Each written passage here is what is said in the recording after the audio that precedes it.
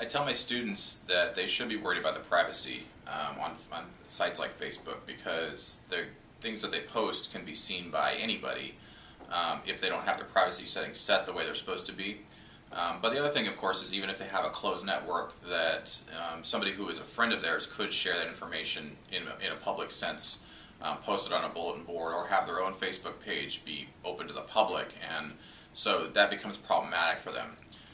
And so I do spend some time in my Media Society class talking about how students should be aware of their privacy settings and make sure those are updated. I tell my students that they should not be scared of sharing information in a very limited sense. I do think that we have, unlike any other time in our society's history, the ability to actually share information in ways that lead to better public good that comes out of those things. Information that can be shared. I mean, give you a really quick example. It was a couple weeks ago. I got up in the morning and I was scanning Twitter from local people that I follow here in the Lehigh Valley,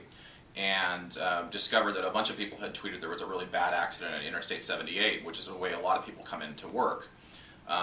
If you were getting up and using that as a kind of a local user-generated news source, you're not going to get that information from the local newspaper. You might get it from the radio, possibly, but usually you have a bunch of users who are on the scene and have access to things like mobile phones and are able to share very quickly, there's a bad accident in I-78. And if you follow enough people from a local community,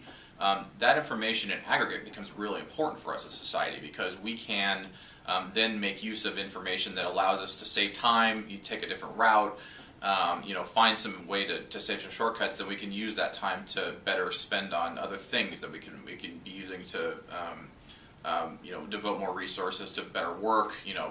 more fun, more leisure time, things like that. So there's a flip side to some of the overprotection of information, and that is that when we share little bits of information,